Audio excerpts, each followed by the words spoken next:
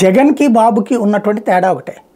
బాబు మొహమాట పెట్టి అవతలోడు తర్వాత ముగ్గురిని మొహమాట పెట్టి ఒకళ్ళకి మంచి చేసి మిగతా ఇద్దరిని నాశనం చేస్తుంటారు. ప్లస్ ఎటు తేల్చరు. కానీ అయ్యో బాబు మా కోసం చాలా పనిచేశాడు అన్నటువంటి ఫీలింగ్ వాళ్ళకు వచ్చేటటువంటి విధంగా చేసుకొస్తారు. జగన్ నేను చేయగలను అంటే చేస్తానంటాడు, చేయలేనంటే చేయలేనని మొహమాటం లేకుండా చెప్పేస్తాడు. దానికి కారణం కూడా చెప్పేస్తాడు. అతన్ని కన్విన్స్ చేయడం కష్టం కాబట్టి అతను ఒక నియంతలాగానే కనబడతాడు. ఈ స్పేసే ఇప్పుడు జంగా కృష్ణమూర్తి రాజకీయ భవిష్యత్తుకి ప్రమాదమైంది. జంగా కృష్ణమూర్తి గురజాల సీట్ ఆశించారు. యాదవ్ సామాజిక వర్గం, బీసీ సామాజిక వర్గం కాబట్టి ఆశిస్తే గురజాల నియోజకవర్గంలో ఆయన గెలవడం కష్టం అన్నటువంటిది లాస్ట్ ట్రిప్ అంటే 2014లో ఓకే, 2019కి వచ్చేటప్పటికి తేలిపోయింది. కాబట్టి అక్కడ కాసు కృష్ణారెడ్డి గారి అబ్బాయి మహేష్ రెడ్డిని తీసుకొచ్చి పెట్టారు, గెలిచేశాడు అతను అక్కడ. ఇప్పుడు కాసుకే కంటిన్యూ.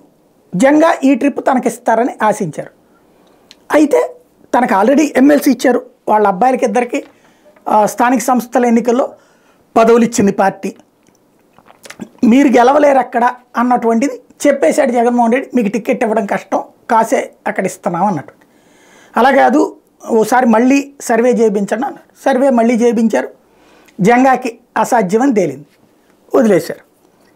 ఇక అప్పటి నుంచి జంగా కృష్ణమూర్తి ఓ పక్కన జగను బీసీలకే సీట్లని ఇచ్చుకుంటూ, అంటే అటు పక్కన అనిల్ యాదవ్కో ఇటు పక్కన ఏలూరుకోలో ఇచ్చినా లేకపోతే మైలవరంలో హయ్యెస్ట్ బీసీలకు ఇచ్చుకుంటూ వస్తున్నా సరే జగన్ ద్రోహం చేస్తున్నాడు, బీసీలకు అన్యాయం చేస్తున్నాడు, బీసీలకు సాధికారత లేదు, తెలుగుదేశం పార్టీలోనే ఆత్మగౌరవం ఉంటుంది అనేటువంటిది మాట్లాడడం బిగిన్ చేసుకొచ్చారు జంగా కృష్ణమూర్తి. క్రమంగా తద్వారా ఇవ్వకపోతే డెడ్ లైన్ పెట్టుకుంటూ వచ్చారు.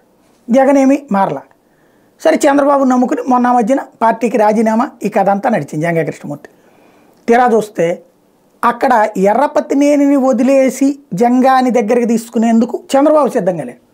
తాజాగా అక్కడ జరిగిన పల్నాడులో జరిగిన సభ ఎర్రపతినేనితోనే నడిచింది, జంగాని కనీసం దగ్గరికి రానిలే. ఇప్పుడు జంగా కృష్ణమూర్తి ఏంటి, రెండుకి చెడ్డరేవడయ్యారు.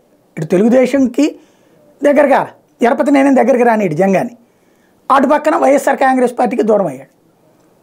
తను తొందరపాటు నిర్ణయం తీసుకున్నట్ట లేకపోతే బాబుని నమ్మి మోసపోయినట్ట అంటే రెండూ కలిపితేనే జరిగింది.